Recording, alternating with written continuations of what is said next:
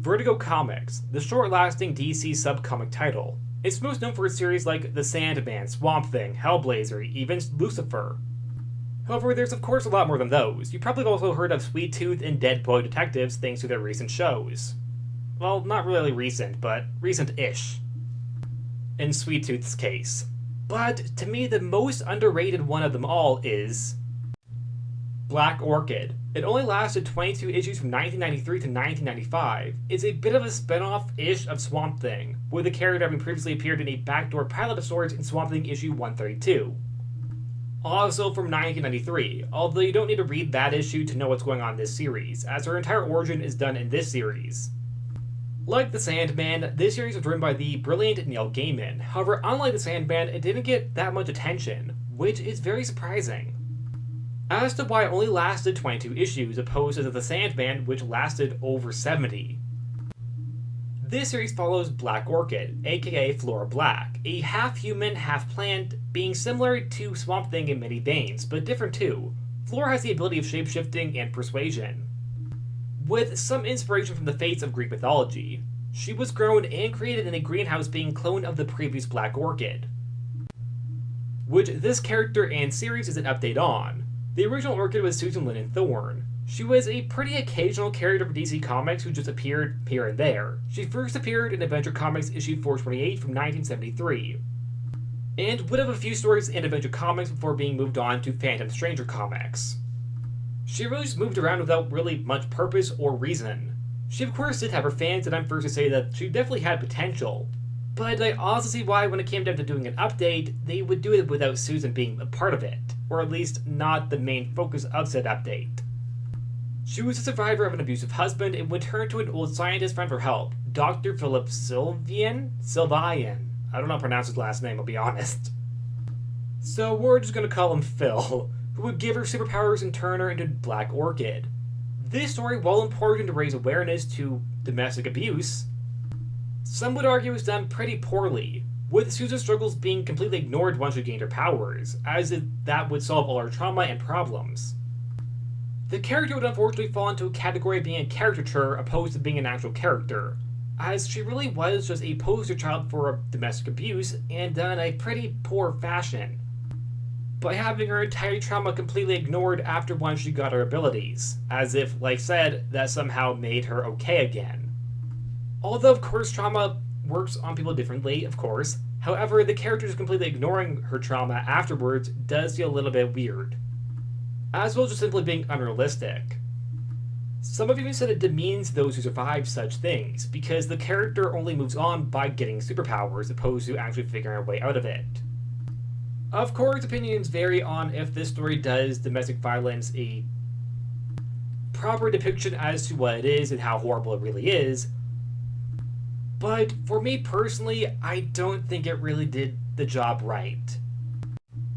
There's been a lot of different versions of domestic violence shown in comics as a way to show awareness, and while I think that certain issues can certainly be done, including domestic violence as it has been done very well in my personal opinion, I don't think it was handled the best it could have been by Black Orchid's story.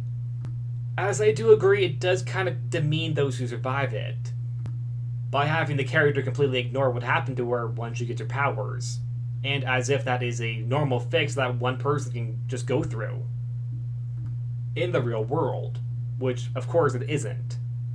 However, there were parts of the character that certainly had death, or at least had something there that really could have worked.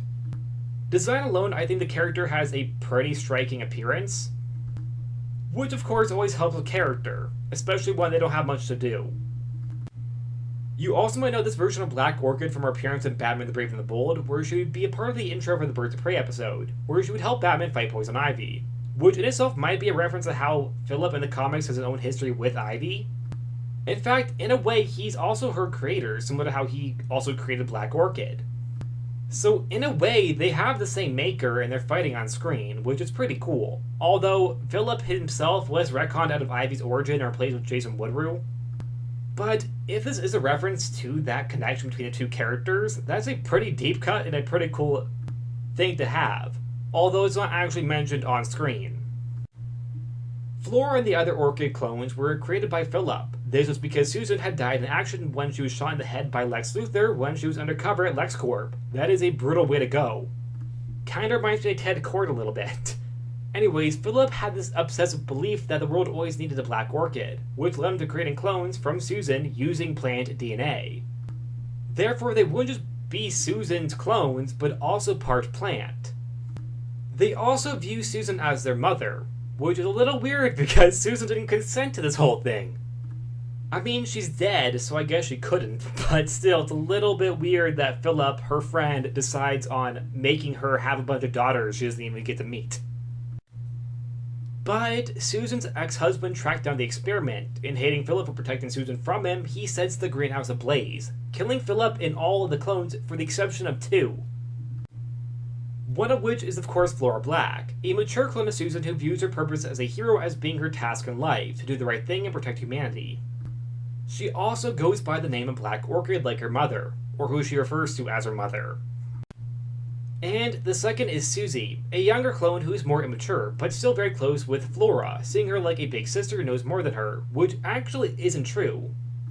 Susie, between the two of them, has more memories of Susan, hence her name being similar. Something that will be important to the character of Susie. Flora and Susie know what they have to do, and that is what their mom died trying to do, and that was stop LexCorp. But unfortunately, it's also vice versa, as LexCorp sends a hit squad to kill them as they survive the greenhouse fire. Which they themselves had a hand in because that's how Susan's ex-husband knew where they were. Only for them to learn about their shared ability, persuasion, and they have them instead kill Susan's abusive ex, since they both shared that trauma in their memories. Which, in my opinion, is already better usage of that. And a much better showing of actual trauma opposed to just getting over it without really anything. Like Susan's entire storyline was.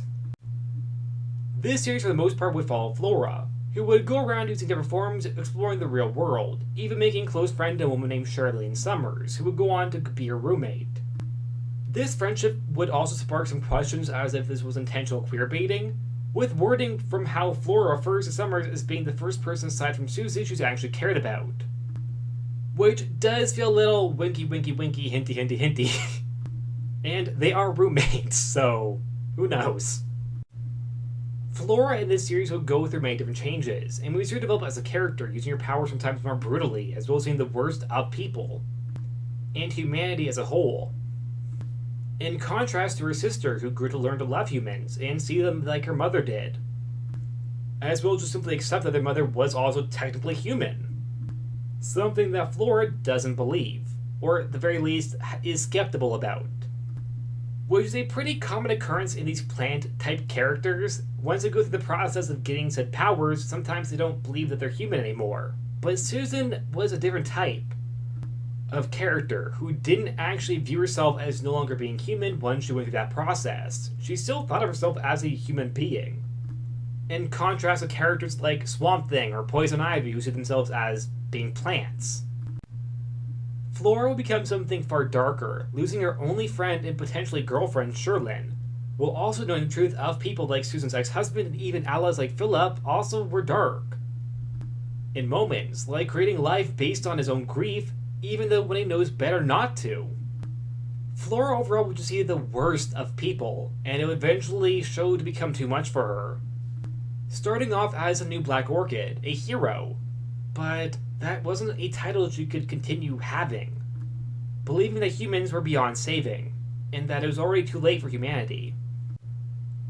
The series ends in a pretty brutal arc called Twisted Seasons, where we would see the two sisters being pitted against each other. Susie, of course, wants to believe that her sister isn't gone to the deep end yet, but by the final issue, it's made clear that she can't save her or talk her down when Susie discovers a horde of dead bodies, all Flora's victims.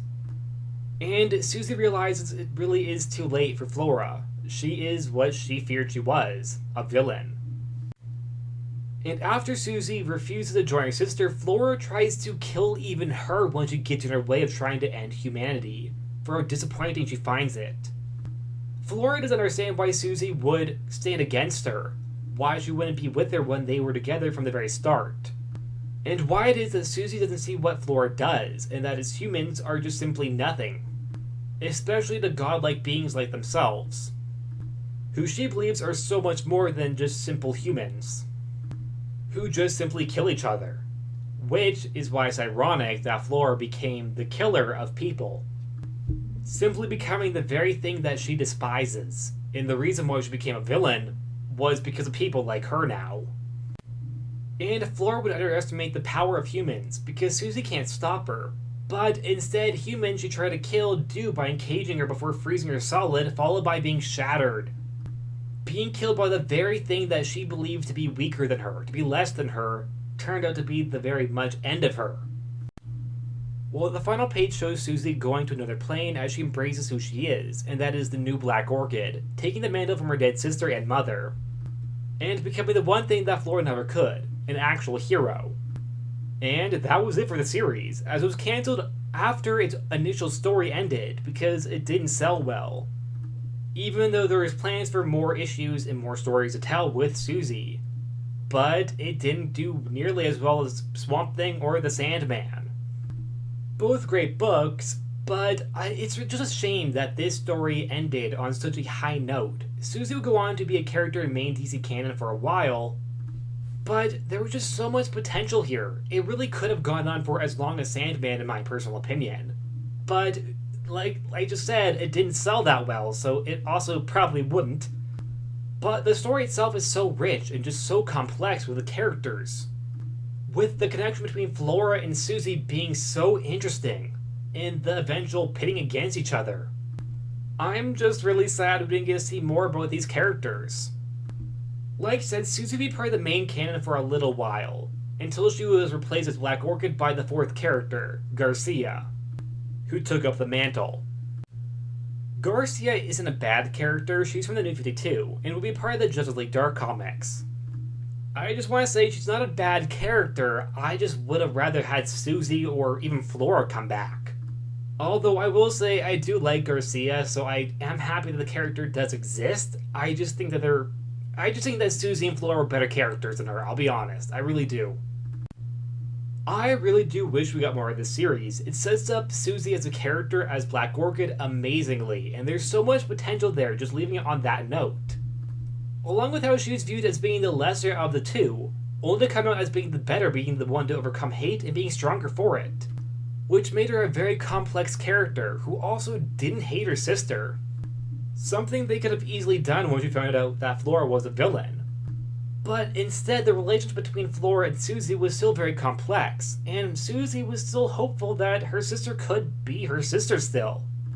Even though that we, the readers, very much knew that could never happen because Flora definitely went off the deep end. But it's even more complex that Susie refused to even join Flora, because she had a chance to get Flora back as her sister, but the means as to how she would have gotten it is not something she would have done.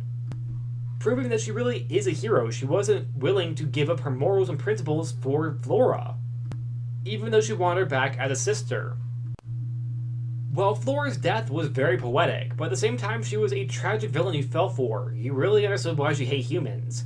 And while I do think her death was very necessary for the end, I also think that if the series had gone on, she would have likely been brought back somehow, as it sets up her and Susie as great complex characters.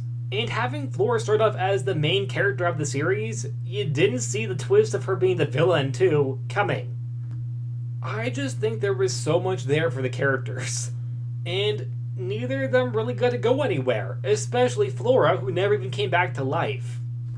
Susie at least got acknowledged in the wider DC universe, but Flora never really did. Which is a crying shame because she is a great villain. And I mean a great villain. I would go as far as saying that she's one of the best Vertigo Comics villains, and there's a lot of great ones. I would say she's at least in the top 3. Now, to be fair, there are a few problems with this series, the biggest being the pacing. Now, I went over the origin first. This series goes a little bit backwards, with the origin and Susie's introduction not even being a part of it until issue 8. Which, while I think it worked, it was also a bit hard to follow with the convoluted placing of it. But of course, that just might be me. But for the most part, this series was very strong and could have and should have gone on longer. With the recent Vertigo comic book TV shows, I do hope that we could one day maybe get a Black Orchid one too, or at the very least have a show about the Sandman or Dead Boy detectives.